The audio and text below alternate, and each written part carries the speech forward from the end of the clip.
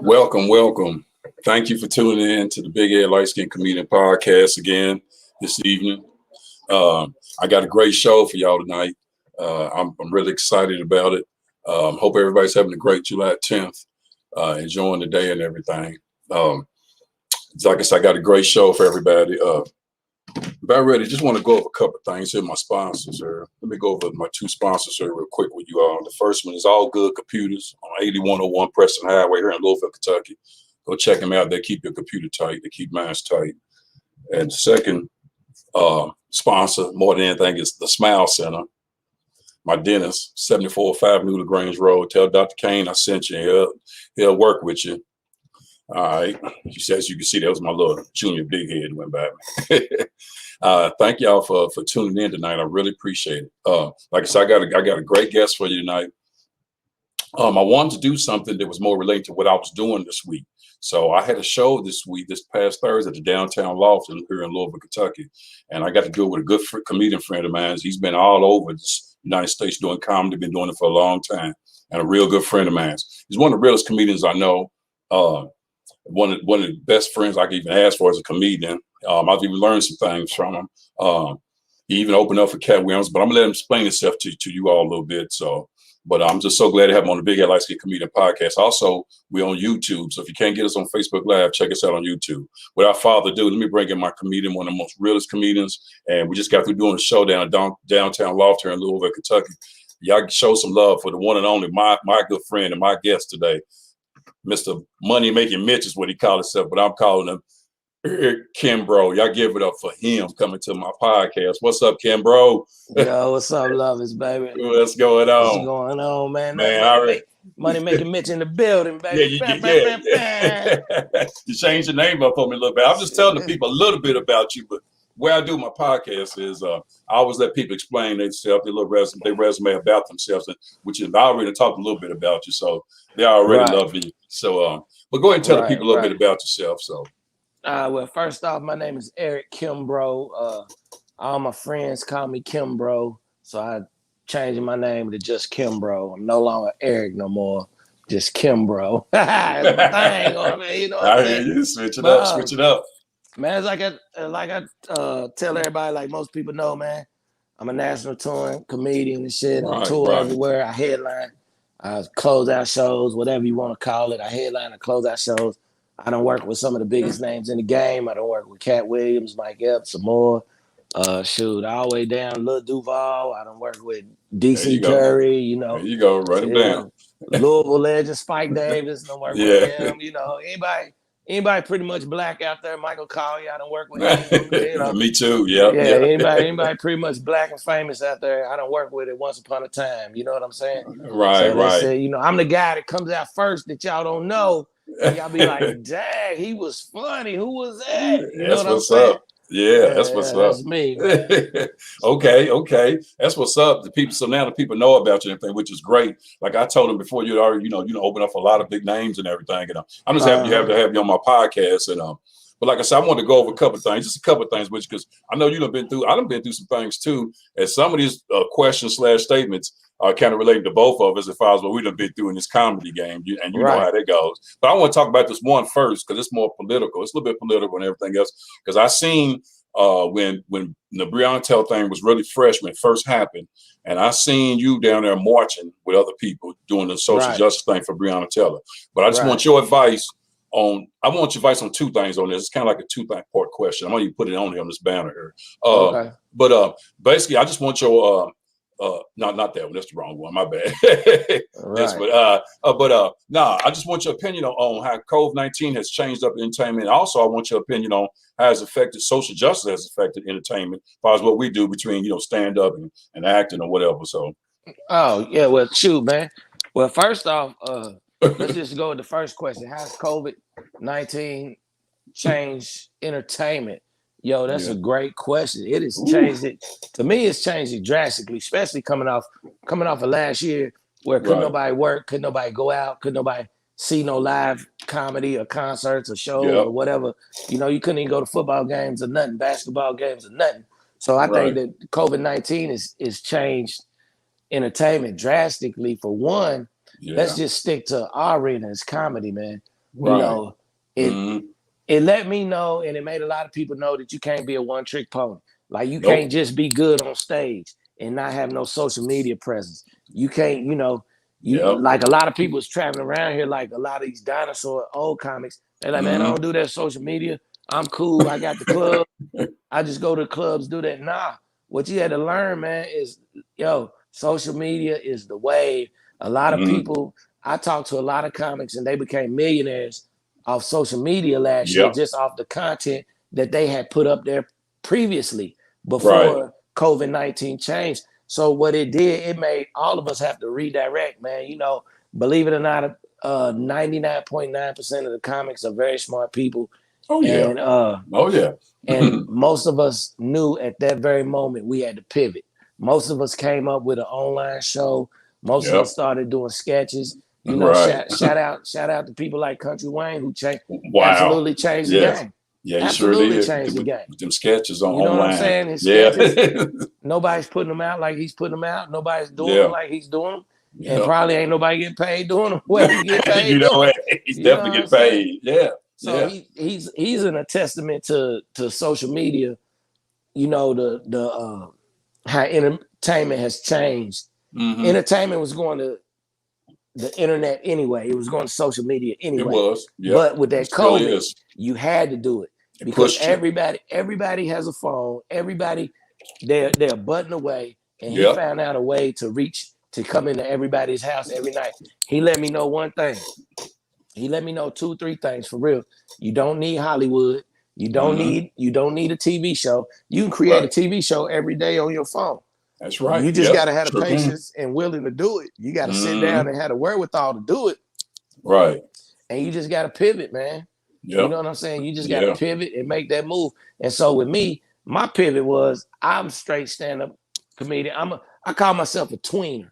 Okay. I'm not from the old comedy school, and I'm not really in the new comedy school. You know, like where the old comedy school, where you used to have to just get in your car and drive and go showcase 7 minutes, hope they like you, drive somewhere else, showcase 7 minutes, hope they like you, go do an open mic all over here. Old school grind. Louisville, I'm from the old school grind, but I'm in the middle because I do the social media. And the social media grind is like, hey, bro, we ain't got to go nowhere. We going to give you this shit online. You like it, you see it, you do it. We get followers. The more followers we get, bam, we book. That's you right. You know what I'm saying? That's true. So I'm caught in the middle. You know, like I like the social media, but it's like I have to think about it. I have to think, oh, let me do this. Let me do this. Right. I'm from the old school. Hey, I'm not that good on social media. You're on social media right now. Right. You're doing great. But that's what I'm saying. But as far as making content and doing that, right.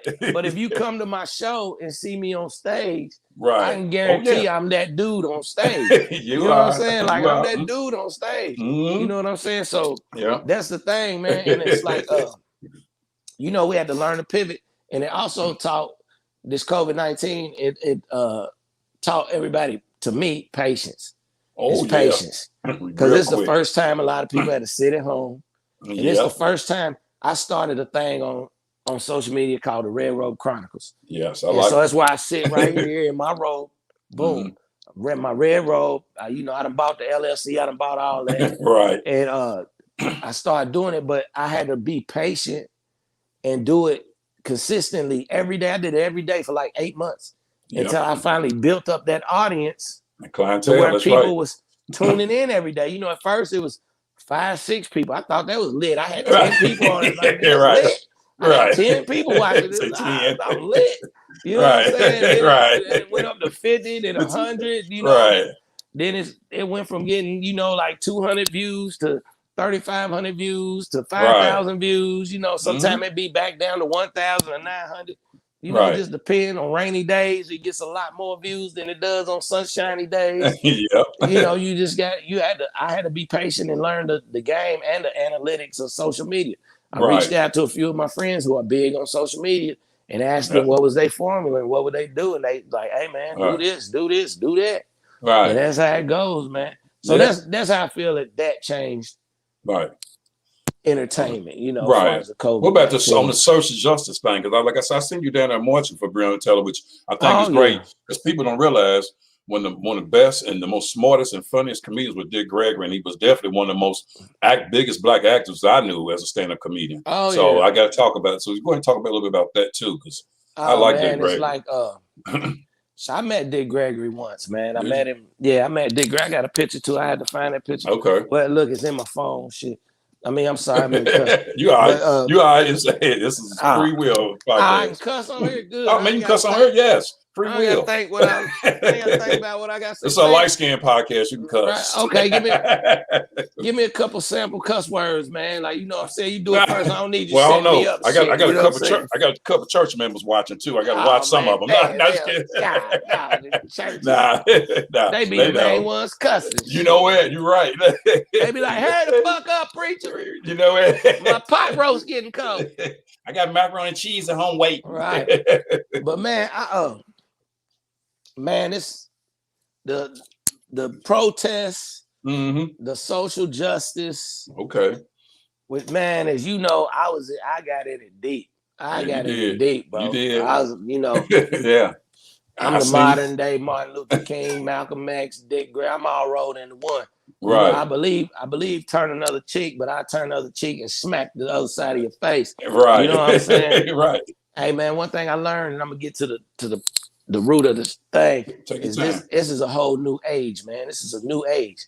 All that white supremacy and all of that, like, it's deep now because it's modern. It's technical. Like, people are doing it with technology and they doing it with jobs. They can't outright do it. They try to march, they try to do this. But these young blacks and these young whites, where you going? hey, they don't give a damn. Right. They about the human race. They about the human race. Yeah, and they rights, the human race and they rights. Yep. They about That's their what they're rights. about. They about each other. Yeah. They about each other, man. Yeah. They ain't with all that old school. See, you gotta think, man, the people who's running this shit, they from the old school. So they still stuck in them old school ways, but they got these this new school babies who's like, yo, I like black music. And matter of fact, they like it ain't even no black music, it's just music that they listen to. They like, I like black music.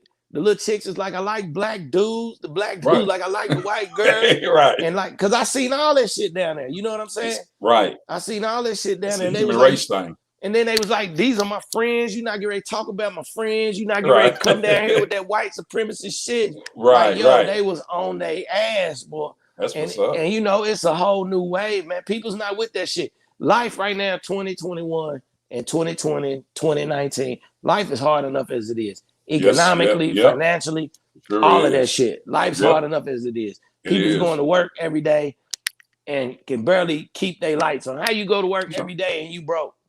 Right. How you go to work every day and you can't pay for the shit you got?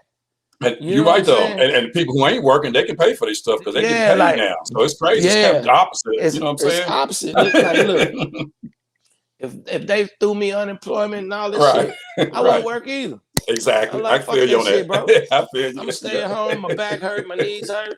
Shit, I'm tired of waking up every morning. I want to wake up when I want to wake up. Right. I want to go to sleep when I want to go to sleep. I don't want to do all of that extra shit. You know what I'm saying? It's like when you I don't want to do. I don't want to do none of that shit. Right. It's like, man, I got some people coming in. You good? It's like when you feed a. It's like when you feed a bird. Say what's up. What's up? What's up? It's like when you feed a bird. It's like when you feed a bird. I live in a boarding house. Boarding house. And we all share the same bathrooms and shit. You know. We're good. We're good. That's saving you on rent. Saving you on rent. No, they don't pay nothing. They don't pay nothing. They just there. Paying in this boarding house. Man, see, that's what I'm saying. That's what you about, man. Helping other people out. But I don't want to though. I know you don't. I'm right with you on that. I don't want to either. But the thing with this social justice, man, like man, I try to keep my ear to the streets. You know, I'm not like a street nigga or a street guy. Go ahead. Street dude. Right. But I'm a real dude. I keep my ear to the streets. I be in the streets and all that, man. Right. And with this social justice, I've seen it firsthand. Being down there in the protests, man, I've seen how the police, they come and they stand and and it's like they poke you, they poke you, they poke you, they poke you, they poke you, they poke you till you clock out. So what was happening with this whole Breonna Taylor stuff, we down there being peaceful. And I mean, you always got a few ignorant bad people apples. in the Yeah, a bunch. couple bad apples. Yeah. But nothing over the top. For the most part down there, everybody's peaceful. It was more like a unity thing, man. People's just down there crying. People's down there praying. People's down there coming together. I done seen people get baptized down there at the square.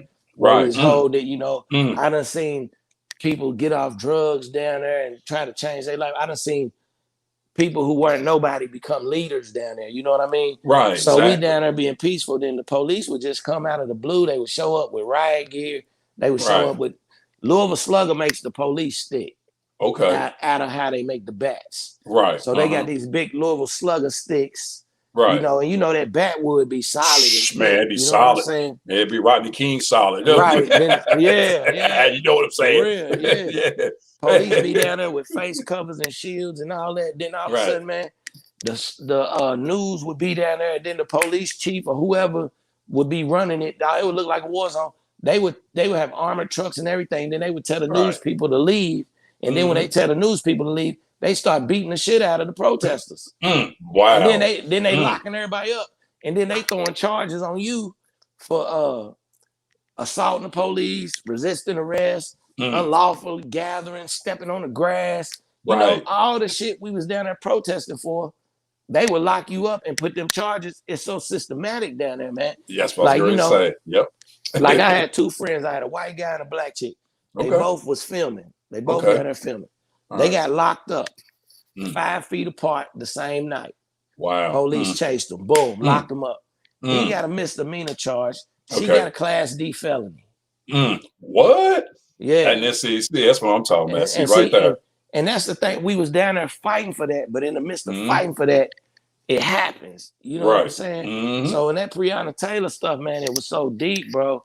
It's like when I first went down there, I wasn't going down there to get all enthralled in it, man. Right. But when you go down there, you start seeing what's happening. Yeah, something in you, man. Yeah. It's like I tell people all the time, it got to be in you. It can't be on you. You Right. know what I'm saying? And it was just in me to go down there every day. And I marched and I protested every day. And, you know, I fought for justice. I got pepper sprayed. I got flashbang. I got chased by the police. Man, you know, thank God they never arrested me. You know what I'm saying? I'm glad you're all right, yeah, because they can always go in a different direction. I was fast, nigga. I was fast. I ain't gonna lie. You was fast, huh? I was fast. Them little young dude was like, OG, you was moving. What you see? What you talking about, man? I ain't got time to go to jail. I got shit to do in the morning, dog. You know what I'm saying? Oh my God. Plus, I can't be in jail. I gotta take blood pressure pills and shit. Man, they ain't gonna have my pills. I be done died in there, man. You know, man. But you know what though, man? On the real tip, man. I like, and I'm glad you was down there doing it because it also gave other comedians, you know, you've been a comedian here and said it everywhere.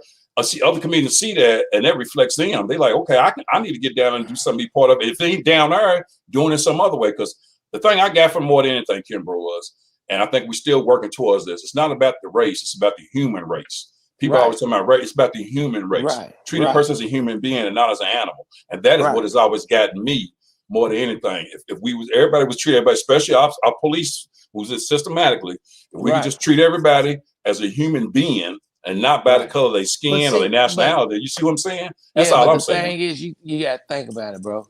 It's like the white supremacists and a lot of white people who claim that they're not white supremacists. Right. The average white man is down there against the average black person because their lack of knowledge. They're scared. And you got to understand, we're not fighting to be better or to get more. We're just fighting to be equal. So you got a group. Think of how crazy this is. You got a race of people who want to be equal to you, and you got the other race of people's like, nah, we don't want you to be. Right. Man, that shit's crazy. Yeah, it is. You know, that is the craziest thing ever, bro. Yep. And what it is, and here's the bad part about it. I was talking to my friend about it. It's like, okay, we down there fighting for equal rights. Right. But we also fighting for equal rights for the white supremacist family too. Exactly. But they too ignorant to realize that. Right. Like, bro, like we fight for the rights for shit that might happen to your kids or your people. Exactly. Too. Exactly. You know what I'm saying? They so mad. They so mad. They don't see that side of it. You know what? They're so mad. I'm gonna tell you, love. They ain't even mad. They scared, man. They Yeah, scared, bro. that too. Yeah, They that too. scared. They Yeah, they scared that are. we gonna get something that they feel like they losing something, and we getting something that they not getting. That's Right. why. That's why. And I hate to go into political No, you talk, are. No, but you're that's right. why. That's why Donald Trump won the presidency, because everybody else catered to the what? They catered to the black woman, Right. or the minority black man, Mm-hmm. or the white woman. Right. Donald Trump, who'd he cater to? The average white man. Yep. They coming, Sure let's did. make America great. They Again, that's coming to right. take your girl. They coming to take All your right. job. They gonna move in your neighborhood. Right. It was a fear factor. That's why Right. you Mm-hmm. seen in Virginia, Charlottesville, all them white dudes marching with tiki sticks. That's Yep. why you seen in Philadelphia on the 4th of July, all them white dudes with black shirts, black polo shirts, khaki pants, black shoes, and Right. masks and black hats on, march down the street in Philadelphia. You know what Right. I'm saying? That's why. Mm-hmm. Because Yep. they feel like they losing something. So when you go to the Breonna Taylor case, Mm-hmm. which breaks it all open, what usually happens, they usually break in somebody's house, kill somebody like that, boom, and swept up under the rug. Right. Yep. You know what I'm saying? But it just Mm-hmm. so happened This one couldn't they get swept. released the 911 call Mm-hmm. that day. It was Mm-hmm. like George Floyd got killed Monday. They released the 911 call for Breonna Taylor on that Wednesday. Right. You know what I'm saying? Mm-hmm. So it kind of all sparked. Yep. It kind of all like enough is enough. It all Yep. sparked. And so with Yep. the Breonna Taylor case, it just wouldn't go away. Right. You know what I'm saying? Yeah, It wouldn't yeah. go away for the police. That's and then right. more and more people start finding out. And then he Mm-hmm. started being like, well, we got to do something. Right. Because she was somebody that people knew in the city. Right. And also, she was a good citizen. She was an EMT. Right. Thank you. Yeah. You know, So, she was an yeah. EMT. She wasn't Right. like no common thug out here. But Exactly. See, that's how the white America, not all, but that's how white America, because I read all of Right. the news station blogs. Oh, they the most racist people in the world. If you go read the comment on them news station blogs and stuff, Right. they the most yeah. racist people in the world. You listen Mhm. to the police scanner and all that. Oh, come on. But Yeah. see, so what happens is what they typically do to black people. Okay, so they bust in here right now. They kill me. Boom. Right. Hey, Mhm. I ain't never been to jail. Knock on wood. I don't have no felonies. I don't Right. have no nothing. You know, Right. I don't even Good. drink. I don't drink. I don't I'm smoke. like you. I I don't don't drink. nothing. Right. So what they gonna try to paint me as? The angry black man. Yeah. Oh, he don't have a job. Where is he Mhm. getting his money from? Oh, he hung around with some dude back in '89 who went to jail for cocaine. That must be what he's doing. Right. You know, Right. then they'll find it, then they'll reach back and be like, oh, his uncle was a crackhead. His, Yeah. you know, his mama died, blah, blah, blah, blah, blah. He found Right. pills, and you know, they'll do all of that stuff, man. Yeah. And they try to paint that bad picture on you. So with her, all they could do was, hey, not the dude she was with then, but her Mhm. ex dude Right. was a Mhm. drug dealer. Who, where Exactly. was he at already? He was already in jail. That's why I say it's just a whole You lot. know what I'm saying? You right on it, man. It's just they do that. Like I Man. said, that's just I just want to touch a little bit on social justice, but that's what they do systematically. A lot of times we get weird things, and we just trying to make it better. That's why I said earlier, I'm talking about the human race is what's important, and hopefully nothing else from this. We start treating the human race better more than anything, especially our homeless people, because I read thing about that, man. Oh, There's a yeah. lot of black. So, but I want to touch base too on this area. Seeing that you've been on a lot of different stages, man, as a comedian, man. And I just Yeah. need to hear one of them, man. I don't know if you see the statement, though. It's just a comedian backstage story. Because, a lot of times we backstage or we doing whatever. And I got one or two comedian backstage stories. But Oh, man, I got I know few, you got. I know. Just come on, let them go. Look. Because see, the people need to hear this. The people don't know what we go through backstage before we get ready to perform, and they need to hear what we hear from other comedians and what goes down, whether it's funny or not, whatever. But just put it out there. Man, Just I'm put gonna it out there. I'm gonna tell you one time, man. So like, I don't. It's been a bunch of them, bro. Like, I'm sure it has. the most common one is like, when you're in the green room, and I don't really want to say no names because, Right. Yeah, and I'm you got gonna tell you why. I'm gonna tell you why I don't want to say no names Yeah. because I You still good. have a rapport with most of them, but Okay. but it's been an after the fact situation. Okay. You understand what I'm saying? I get what you're So saying. it's like, so a lot of these famous people that y'all see, they real famous. Let's just say the most famous comedian in the world. You know what I'm saying? Like Dave Chappelle. Was at a show. Okay. Yeah, but not Dave. But not okay, Dave. not Dave, but somebody else. Like, okay, all most right. famous comedian in the world at the moment. They do movies and all that extra shit. Okay. So in front of everybody, they like, hey man, hey, how you doing? Like, hey man, it's good, man. Like, yeah, like, see this guy. Oh, he's great. Right. Then as soon as everybody leave, I'm like, yo, man, let me slide a picture with you. You know what I'm saying? After the man, come on, man, get on away from me with all that, man. I ain't got time for that, man. I'm getting ready to go to this party, man. Yeah. And I'm like, damn, it's just a picture. Like, right. All right, hurry up. You know, it's that type stuff. And then I tell you, like, man, one time I was in the green room and I was hosting, and I walk in the green room and there's other comedian in there, pretty good name shit. Okay. And I'm like, hey man, what's up, man? How you doing? He's sitting back on the couch, lean back, you know, and had his hand like this, blah, blah, blah. And I'm like, man, what's up? How you want me to introduce you? Right. He's like, huh? What? I said, how you want me to introduce you? Introduce me?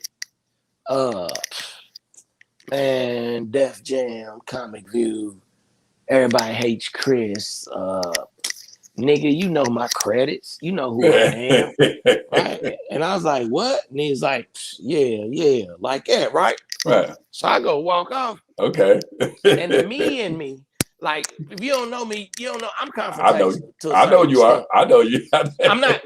I'm not confrontational. Like, I'm not just gonna walk up and start nothing. Right. But when you come out funny to me, I gotta address this shit. Exactly. And so I turn around and I'm like, what? I said, hey man, what's up? You got a problem with me or something? Cause he been shitting on me the whole time. You know, real short, real smart comments and shit. And then I said, man, what's up, man? You got a problem with me or something? And he was like, huh? What? I said, you got a problem with me? And then he was like, nah, man, I ain't got no problem with you. I said, okay, cool. And then I started walking out and he said, what, you got a problem with me? And I turned around and I was like, nah, but you know, I said, nah, but it just seemed like you got an attitude every time I talk to you, like something's up. You know, I was like, fuck all this comedy shit. I'm from Louisville first. You know what I'm saying? That's right. That's Louisville niggas is different. I'm from Louisville first. Yeah. And then he was like, oh, no, man, it's cool. It's cool. And so then after that, it got okay. You know what I'm saying? Yeah. It got okay, man. But I tell you, one time I was working with DC Curry one time. Okay. Then why'd I say his name? I said his name because I ain't seen him since. But I was working with DC Curry one time, man. And I was like, damn, it's DC Curry. We was in two different cities, right? Right. And in two theaters and shit. So in the first theater, I get there, we in the green room, boom, they got food, they got chairs, they got boom, everything set up for the comics. Right. They got all the food, all this, little candles burning and all that. It's like behind the stage, rooms behind the stage. Okay. So you know what I'm saying? So we sitting in there, like me, two other people, something like that. We just talking, little music, boom. Door opens, boom. It's this big nigga standing in the door. He walks, looks in. DC Curry steps in the door. Okay. So he look around, he whispered to dude. Dude walks across the room, I guess to see if it was another chair, couch, whatever. Okay. Dude walks across the room, comes back, looks at him, shakes head. They walk out the door. So like 2-3 minutes later, I guess the promoters or whoever, I guess they said some of the promoters came in the green room. Okay. Got all the food, all the drinks, all the shit out the green room. I knew it. Okay. And took it out of there. So, and he went in a totally different room. Wow. You know what I'm saying? Right. So we just kind of looked like, what the fuck? We started laughing and shit, right? Right. Like, damn, like he didn't speak to none of us. He didn't nothing. Right. You know what I'm saying? So matter of fact. Oh, man. It was me, him. I think Spike Davis was the host. Okay. And then it was some chick's son. So when DC Curry came out on stage, and I killed it that night. Like I killed the Okay. shit. I don't never I say know I you killed did. it, but I killed it. Okay. And when he came out, he said, "Yeah, man, give it up for the other comedians. Give it up for Spike Davis, man. He's doing a hell of a job. He didn't acknowledge me. He didn't shit. You know what I'm Okay. saying? Right. Motherfucker didn't say my name. He probably didn't know my name anyway. But he wasn't even like give it up for the other comedian or nothing. You know what I'm saying? Right. Which I get it sometimes, yo. So then I was like, I ain't tripping. Okay. So the next night we was in a different city, right? Right. We're in a different city, and this is more like it had a stage and all that, but it was more like a club or some shit. Okay. But it had a big stage in it, whatever. And they had chairs. They had chairs. They had everything. They had a VIP section up on the stage, and shit was set up good. You had a little bar. So in the back of the room was like the bar, right? Then behind the bar was like the green room. But it had, you know, I got the slots in the window where you could look out to the stage, right? Shit sold out. Right. Sold out. Standing room only, right? Okay. So, dog, I go do the shit. Boom, boom, boom. The host does the shit. Right. So I get off stage. Okay. I come back and man, I'm by myself.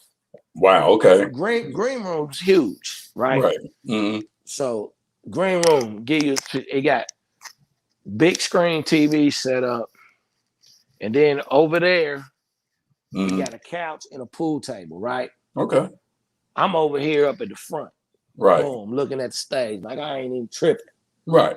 Nah, so he's in the back over there. So when he comes in the back over there, the host or whoever's on stage, okay, they going in, whatever. It was like I think it was 4 of us. So it was a host. It was somebody doing 20, then me. Me to feature me head. Okay, like that, right? Okay. So I'm waiting. So then the security dude, which I talked to him the night before because we had an after party after the other show. So you're okay? Yeah. So he was cool. So then he's in the green room. DC Curry, whatever. Right. All right. He comes up, taps me on the shoulder, say, "What's up, E man?" I'm like, "What's up, boy? What's going on?" All right. I said, man, I ain't trying to be an asshole and shit, man. But here it comes. But DC said, man, you got to get out of the green room. And I look back, like, right. I look back like way across the room. You know what I'm saying? Right. I look back like way across the room.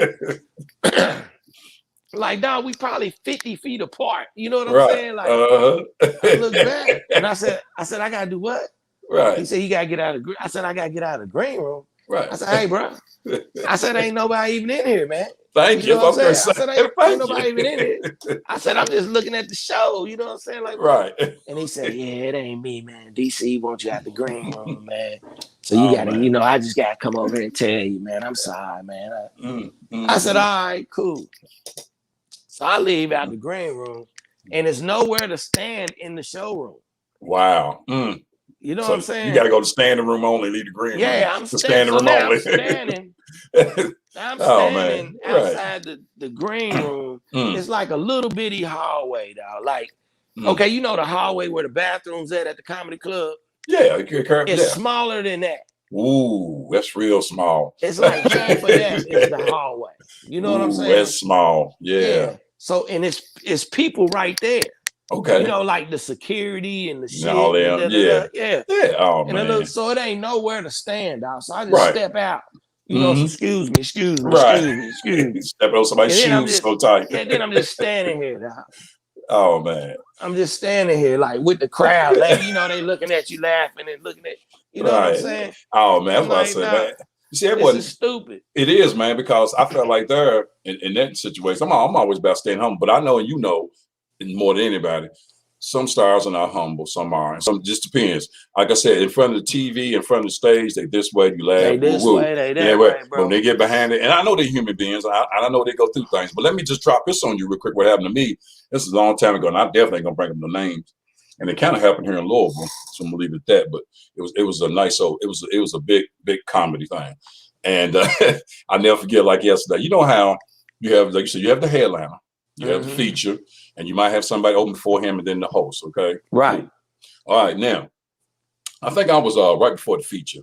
Yeah, the feature act. It was a feature and the headliner, and it was a host. Yeah, I was right before the feature. Did my little 10 minutes, boom, did what I had to do. The guy who went after me, he was so drunk, it wasn't even funny. No, I'll take it back. I was hosting. No, I'll take it back. I was hosting. The guy that went after me, he went up, but then the guy featured went up. He was so drunk. I'm like, why is he so drunk? His act wasn't even good. But come to find out through another comedian, he said, man, he got him drunk. The guy who opened up before him got him so drunk to where he messed up his act. And then come the next show that they done together, he was featuring. Another guy was before him. Oh, yeah. Yeah, is that deep or what? I'm just telling you, that's see what I'm saying? These are comedian backstory. That's why, man, when I be in comedy clubs, so much shit pop, I don't drink, I don't smoke, I don't drink neither. Nothing, bro. Right, I feel you. They be like, what you got? They be like, you drinking all the time, dog. This is Big Red. Straight water, straight water, right? Yeah, straight and I do water in the club. Yeah, too, yeah. I done that's been why. in a situation where he lost money. He lost money. He went from feature down to, you know what I'm saying? Lost money. I was in a club where the owner came up to the manager and was like, "Oh, that Kimbro is so drunk. How much alcohol does he drink?" And the manager's like, he said, "Hey, man, that's funny there. He don't drink at all. Like he ain't been getting nothing but Coke. You drunk up water, like, water and Coke. Like he don't even drink. You know what I'm saying? It's like, well, look, he was telling me that I looked high and I talked slow. It's like that's just him. That's him, bro. But that's somebody ready to throw salt on you. See what I'm saying? Yeah. They do it all the time, man. I know it, man. Plus two. And I tell all comics this. I say, hey man, I know y'all like to drink and y'all like to have a good time and do all that. I said, but when you in a comedy club, so much he said, she said, and so much shit happens. Don't drink like that. Don't get drunk. I said, keep yourself at 2 drinks at the most. Right. Because what happens if you get in an altercation with somebody, or you have a disagreement with somebody, or even you might have a disagreement with the manager or the owner or the booker of the club, and the first thing they're gonna say is, "Oh, he was so drunk and belligerent. There it is. Been drinking all night." And I'm like, no. And I tell people, when I fall out with you, I'm in my right mind. I know that's right. So 9 times out of 10, you done really did something to cause me to act like this in the club. You know what I'm saying? Yeah, I get that. Because the first thing they want to do is blame it on you being drunk. Yep. You know what I'm saying? Blame it on you being high. And I'm like, hey, bro, I don't smoke, drink, or nothing. Yep. But see, go ahead. No, but see, and this rolls right into my next statement of question, because this is what advice I've given to you. You right on it, Kimber. This is advice I've given to comedians first start. Now, what advice would you give someone who's trying to do stand-up? And this is what I always told them. If you first time doing stand-up, I will say this to you.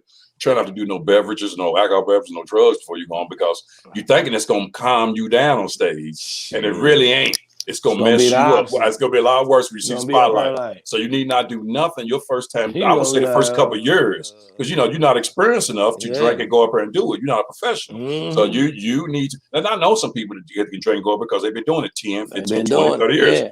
But if you just starting out, there's certain things and that's one of the things I tell them. I know you're nervous, but you do not drink or smoke and do no illegal smoking. I say, well, mess up your set. Mess up your career, bro. And your career before you even get started. I done seen some of the biggest names in the game be so drunk on stage. I done seen them fall. I done seen them fall. I done seen the motherfuckers start crying on stage and start talking about their personal problems. You know what I'm saying? Right. I'm like, yo, like this shit is crazy. I done seen one of my buddies so drunk on stage. He just stood on stage and ate the popcorn. He's like, oh, this is so good. For like 30 minutes. The shit was hilarious to me. Right. You know, to other comics, when you see other comics doing bad, it should be funny because you know what they're going through. Exactly. And we know it's not the end of the world. You know what I'm saying? It ain't. Nah. But you hate to see it, but it'd be hilarious though. It do, man. But but I tell them, here's what I would tell. The advice I would give someone who's trying to do stand-up comedy: don't. That's good advice. That's simple, bro. That's good advice. Either it's in you, you or it's on you, baby. If you like long, shitty hours, if you like getting booed a little bit, now if you like not doing, it's a whole lot I can go down a list of, and you got a good point. Don't do it. Unless you just really, really love doing it, because if you committed, if you willing to be committed, and you so passionate, and this shit's driving you, and you willing to put in hundreds and hundreds of hours, and the pay don't equate to the hours. Exactly. You know what I'm saying? Then cool, go ahead. But It's so many people. I was talking to Lucius today, Okay. and it's one little new little comics come around, and he always like, man, give me advice, give me this, give me that. Da, da, da. I said, hey, bro. I said, you've been coming around here for 3 months and only been on stage one time. Wow. Why are you wanting advice? Thank you. Like, why are you? I'm like, you wasting my time now. You could have been on stage. You could have been 3 months. That's a lot of stage time. Yeah, I said, what am I supposed to tell you? I said, it's your first time. It's your first time now. I seen you one time and it was months ago. He was like, yeah, what'd you think? I said, it sucked. It was your first time. What was it supposed to be? What am I supposed to say? You did good. You got potential. I said, I don't know if you did good or got potential or not. You only did it once. Exactly. You know, so I'm like, shit, bro. They want all the advice and they want all the they're killing me. They be like, I'm a comic. Like, how long you been doing it? Like, yo, it's my first time. I did it once back in December. Okay. Like, how many times you did it since then? I haven't. I just been writing. No, you ain't been writing. Get out of here with that shit. Yeah. Man. But you know what? That's why I tell them too, because I always look, because I had one comedian ask me, well, why did you get into stand-up? What was your first thing doing? They trying to go back to when I first started out. So I said, cool. And I know I'm one of the older comedians. It's all good. But long story short, I told myself, look, I got into comedy because it was best for me. I said, because at that point in my life, I was doing acting downtown in college a long time ago. I got into acting. And I took to the stage because the guy was acting for the director. He said, man, you really are funny on stage with your acting. You might want to try some stand-up, and that kind of strengthen, maybe even strengthen your acting. Right. So that's the only reason why I got into stand-up. And here I am 20, 30 years later. Well, see, yeah. You understand? That's why I got into it. Like I have a minor in theater from college. Okay. I used to do acting and stage plays and all that. A lot of people don't know it because I'm a thug. Right, you know what I'm saying? And so what it was, man, I wanted to do comedy back in the day. People used to be like, man, you should do comedy. Like, even my teachers used to be like, you should do comedy. Like, right. She was like, you be so funny disrupting my class. I can't even be mad at you. And I'm like, I don't be trying to be funny. And that's what made it funny. But I used to be like, I'm too cool to do comedy. You know, I was like, I'm too cool for that shit. I don't want to do that. How stupid was I? I should have started back in 90. Right. And then I was doing acting. Okay. And so after 9/11, I moved to LA and all that stuff, man. But after 9/11, I thought I had something funny to say about the planes crash, and not even the planes crash, just about not flying the planes. Okay. You know, not riding on airplane. Long story short, my partner moved to Dallas. He's like, man, you should come visit me, da da da da da. And I was like, as long as Bin Laden's out there, you won't catch me flying a kite. You know what I'm saying? Exactly. So I was like, but I catch a Greyhound. You know, that became my running joke. So I was like, oh man, it's hilarious. I'm gonna try that. So when I went and tried to do comedy, like I sucked. Like the first time I sucked. Me too. Oh like, man. Yo, like it was so bad. It was terrible. It was so bad. Like they gave me like 3 minutes. I was up there for like a minute and a half. Did nobody laugh? Did nobody nothing? I was just like, thank you. I was too embarrassed to say my name. Right. I walked off the stage, walked down the little hallway, went up the little steps, sat in my car. Right. And I was like, man, that sucked. But I loved it though. Like, the rush. Like, the rush. I was like, rush. Man, I was like, this shit was so embarrassing. I was like, it was so embarrassing. But I'm gonna do it again. Yeah. You know what I'm saying? But you keep working on your craft. And that's what the issue there. So then it became a thing of I would see people and I'd be like, man, I'm funnier than them. I know I'm funnier than them just naturally. Like I'm funnier than them. You know what I'm saying? And so my goal became, I gotta learn how to be funny on stage. So that became my goal. But my whole goal starting out in comedy, and I tell people all the time now, I thought this was the biggest thing ever. I just wanted to host the open mic. I thought that was the biggest thing ever, man. So you arrived, huh? Yeah. Shit, I was doing that in 3 months. Right. Like I just wanted to host the open mic. I thought that was the biggest thing. So once I got to host the open mic, then it was like, well, I want to host a regular show on the weekend. I want to host a regular show. Yeah. Shit. Then I was doing that by goddamn 6 months in. You know what I'm saying? That's what's up. Like I was getting paid doing comedy 3 months in. My first gig was $50 for 7 minutes. Okay. That was my first gig. You know what I'm Right. saying? And I thought that was a beast. So I was like, what? Nigga, it's like $50 for 7 minutes. Right. So if I get paid $50 every 7 minutes, nigga, I'll be rich. You know, that's how Right, I was just exactly. thinking. You know, I didn't know how it worked. You know what I'm saying? Exactly. And so then after that, man, it just, each time you set a different goal. So it just became, first I wanted to do comedy. So I went and I did it. Right. Then I was like, damn, you know, these dudes on these open mics, man, I'm better than them. I got to find out how to be funny on stage. I want to be the best one at the open mic to where when everybody leave at night, they be like, man, you was the best one. Right. So then that shit start happening.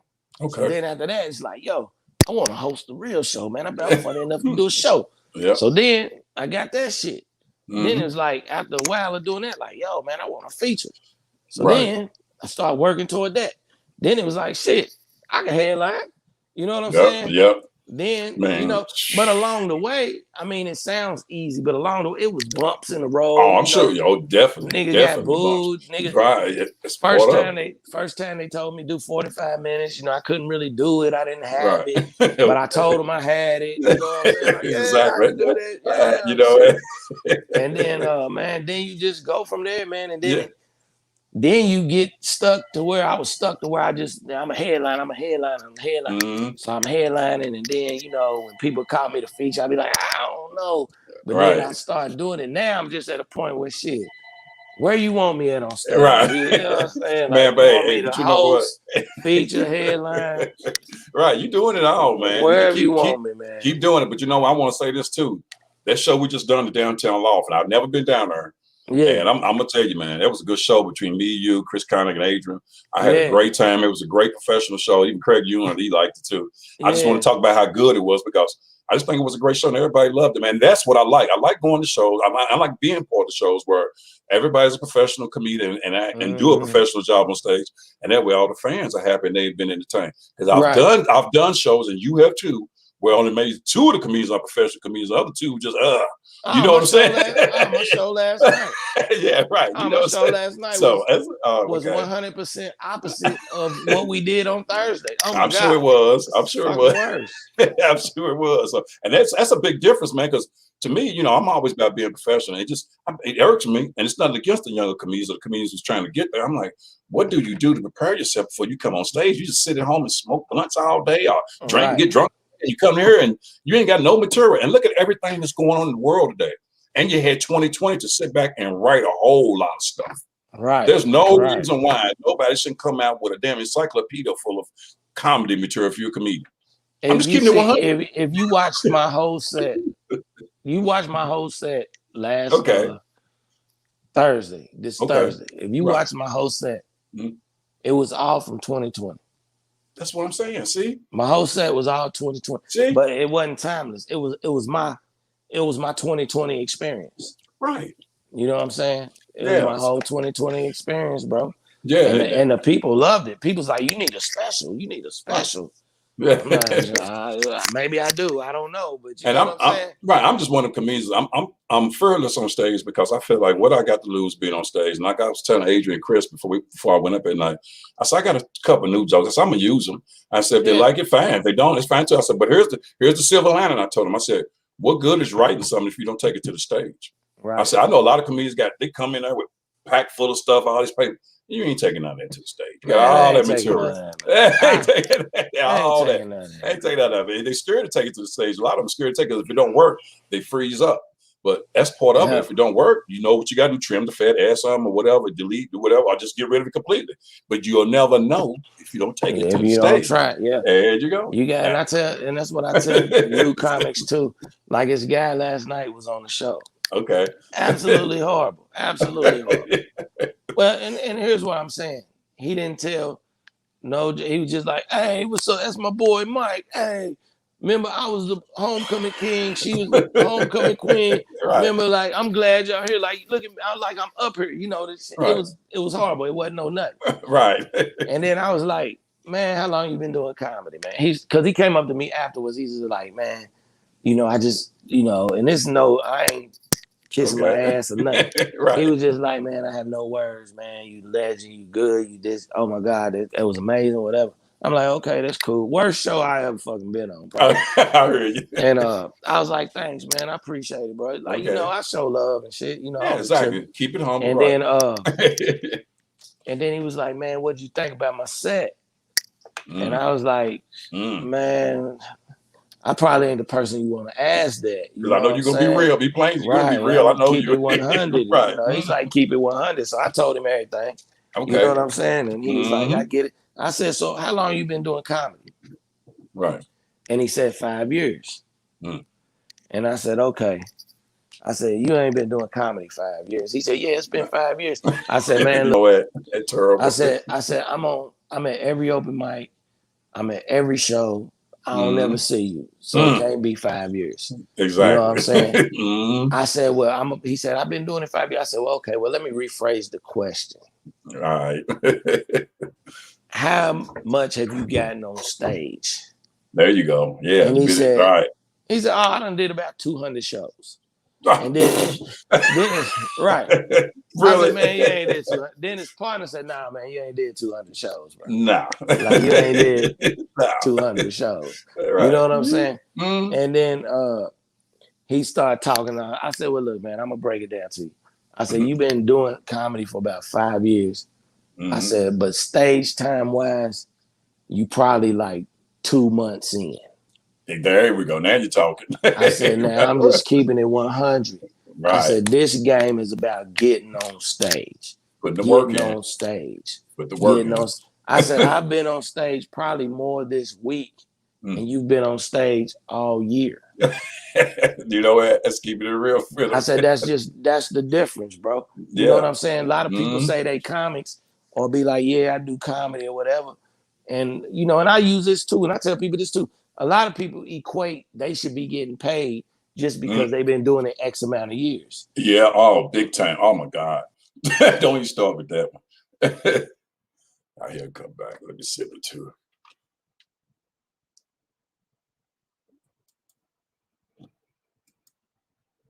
I lost him for a minute, but I'm gonna get him back here, y'all. I lost my guest for a minute, but I'm gonna get him back. That's a promise. He's back. He's back. I just had it. And he's back. So you get to talk about these comics like that, man. They mess with the internet. The internet don't even like it. They just shuts down. Yeah. they don't even like it. I lost my battery. My battery was about 6%. I told the people you was coming back. But now here's what I want to go into too before I close out here. And let me talk about this first more than anything. But like I said, I was really it really was a great show, the Downtown Loft, like I said earlier. But I want to talk about this more than anything because tomorrow's my mother's birthday. She'll be 83. Right. I'm truly blessed for that. And I'm gonna try to talk about this without getting too emotional because I know it, because I've been through a lot with just being who I am. And a lot of people, like you said, they see you on stage like, oh, you this and that, and I've had I get a lot of love, but like they don't know the blood, sweat, and tears that you go through that took you to get to that point, as well as with some family issues. So with that said, it takes a lot of work. So with that said, I just want to say first and foremost, happy birthday to my mother tomorrow, who'll be 83, Doris Brown. I love you. And second and more than anything, here's the question I'm coming to you with right now, because I know what you've been through through your life here recently. And like you said, you should have been on my show sooner.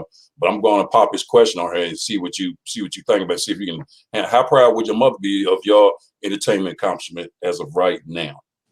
And man, I know I'm putting you on the spot. I know I am. No. Okay. Okay. Nah, man, my mother, she's very proud of me, man. You know what I'm saying? That's what's up. She's very proud of me. Like, even before my mother passed, ironically, my mother passed the day I was supposed to do your show. I found my mother. Right. You know it hurt me. It hurt me because I told the meter. I didn't know what it hurt me. So I get it. Yeah. I remember you hit me and I just found her. And I was like, yo, man, I just found my mama, man. Like, I'm not gonna be able to do it or whatever, bro. And it's it hit me too hard. I didn't. I was astonished. Yeah, man. It's man. I don't know. I keep looking to the side because I got her urn and her pictures and her shit right That's there. What's up. That's what's up. Yeah, and her little tennis shoes and shit. That's what's up. But my mama, man, she's proud, man. She's proud of me. She's just proud of the fact that I was just a good dude. Okay. More than anything, you know what I'm saying? And that I'm trying to do what I want to do. You know, and if you know anybody know my family, know my mother's the funny one. I'm just the one who I can do it heard on that. stage. I heard your mother's pretty fun. I heard Yeah, that. my mama was the funny one. I'm That's where just the you one got who it can do from. it on stage, man. Like Okay. my mama takes over every room. She's the life of every party. Like That's great. all my friends were her friends outside of me. So like Okay. my friends could call her and talk to her and wouldn't have nothing to do with me. You know what I'm Right. saying? That's the type of mama I had, man. Oh man, that's great. You know, yeah, man, and it's a blessing. You know, you either look at it as half full or half empty, man. It's a blessing I had my mother as long as I had her. I heard You that. know, it's a blessing that I Yeah. learned what I learned from her that I didn't know until after she passed. Right. You know, I didn't know everything she said was true till after she passed. You know. Oh yeah, I seen You, that come. you understand what I'm saying? Oh If that yeah, makes come on. I got sense. my father. Yeah, when he passed, I learned a lot of stuff he told me. Yeah, I didn't understand until he passed. I get Till it. he I'm with passed. you. Yeah, man. Yeah, I get you. I get you. And the thing is, man, it's like I quit everything. Like I don't want to do nothing. My mom died. I don't want to do nothing. I still don't. It's like now. I'm like, man, I don't even want to do comedy no more. Keep it all the way 100. Like, right. I don't. But at the same time, like, I know if mama was still here, I That's would. what I was going to say. Exactly. You know what I'm saying? I would. Right. So I'm just trying to keep that going, and that's why I'm doing all these shows now. People call me all these past 6 months, and I turned everybody down, and I just now started taking shows and doing them. Taking shows and doing them. You know what I'm saying? Yeah. So time heals wounds. I tell people yeah. Well, time. you know, I don't even think with this, man, this is a hurt that you never experienced. This is a hurt that you only experience one time real hard. Right. And you never get over it. I think about my mother every day, every morning. I was talking about this earlier. Every morning and every night before I go to bed, I walk back in the room where I found and I see her laying on the floor. Like I can't never get out of that room. Right. You know what I'm saying? Like every morning when I wake up, it's one of the first things that hit me. Like I see my mama laying on the floor. Every night before I go to bed, I'm like, fuck, you know, sometimes I can't even sleep. You know, I see myself going in that room and finding her all over. It's like, so you relive it over and over and over. And here's the wild part is I found my phone might hang up again, man. Oh, you all right. I got the wild part is okay. I found 30 years ago, I found my mother's mother. Wow. Okay. You know That's what I'm good. saying? That's family. It's family. Yeah. Matter of fact, what's the day? July the 10th? 10th. Yep. Today's July 10th. My mother's birthday tomorrow. I know it. Okay. So I found my granny dead July the 8th, 1991.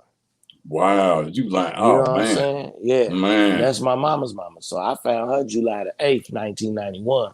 So then 30 years later, January 9th, I found my mother. You know what I'm saying? Man, so, it's so deep because it's like with my father when he passed in 2006, and you probably can feel what I'm about to say. I felt a lot of people came up to me, especially after that first year, because I shut everything down. I was like, I shut everything down because I know how close we was. You know what I'm saying? Yeah. A lot of people say I look like him, which I probably do. But long story short, people's like, well, how'd you get through that time? You know, how'd you get? I said, man, I'm gonna tell you something. Something I learned a long time. It was two things told to me. The first one is the body is gone, but their spirit and soul lives in me forever. My father's spirit, soul, the body's just gone. The spirit and soul is always in me forever. And I'm gonna tell you something that I thought was pretty funny.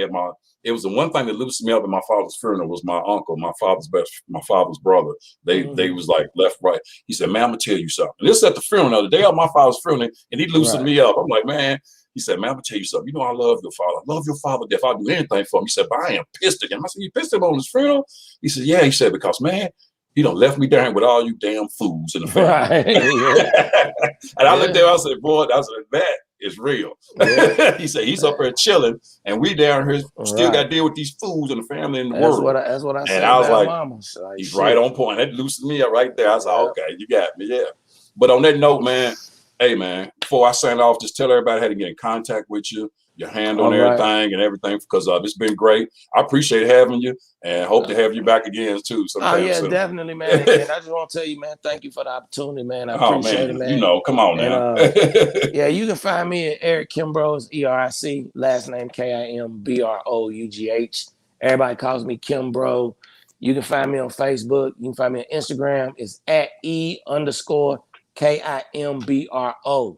because somebody already had my name. Right. And then find me on Twitter at Eric Kimbrough, one word. And then shoot, man, that's pretty much, you can find me anywhere on social media. But I got shows coming up next week. July 21st, I'll be taping for Sirius XM. August 7th. That's good. August 7th, I'll be in Hopkinsville for their little Black weekend. Okay. And then August the 16th, I'll be in Chattanooga. So yeah, man. So we just trying to roll, man. We just gonna try to keep it going. It's coming back since the COVID.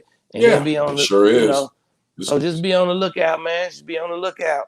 Man, because I really enjoy having you. And let me say this, for the Big Ed Light Skin Comedian Podcast, if y'all want to check it out, go to YouTube or Facebook Live. Also, if you do want to get in contact with E, hey, just hit me up. I know his number. Right. Yeah. Just hit me up on YouTube or whatever. Right. Just hit me up on Chat Mess, and I'll turn you on to him, because I know a lot of people are always looking for comedians to do shows or whatever. So, hey, just hit me up, and I'll turn you on to him. But with that said, man, it was truly, truly great to have you on my podcast. Thank you, bro. Keep doing keep doing you, and keep doing what you're doing. I'm loving what you're doing, man. Like I said, I'm just a big fan of comedy, stand-up comedy, and acting both. So I support people that are out there trying to do it. I just love comedy, period. I love the art of it. I love the art form. I always have from day one. And I will continue to do it till I die, because I love it. And I love making people feel good inside and forgetting about their bills and their problems in the world. Right. And when they come to see me, that's the best thing I can do. That's when I really give my love to my father who's passed. And I always think about him and my grandmother. That's when their spirit really hit me, because like, you go do what you were put on this earth to do. You go do that. And that's where I go out there and do it. So with that said, man, yeah, like I said, I enjoyed having you. Keep doing Eric, man. I'm gonna keep, I'm always coming to your shows and just come support. We support each other. Keep doing what you do, man. Enjoy the rest of your night, man. And I'm the Big Ed Light Skin Comedian Podcast. See y'all again, second Saturday of the month. And much love to check out Eric Kimbrough when you can, and keep supporting comedy. I appreciate y'all. I always like to leave a little something positive. Here's the most positive thing I can leave with. Quit worrying about other people. Just worry about you, and you will see the reflection of the world in a lot better light. I love y'all. Keep doing what you're doing. The Big Ed Light Skin Comedian Podcast. Somehow. I'll see y'all next second Saturday next. All right, E. Love you, man. Shout out to the noobs. Peace, boy. Thank you, baby. All right. No problem. Peace.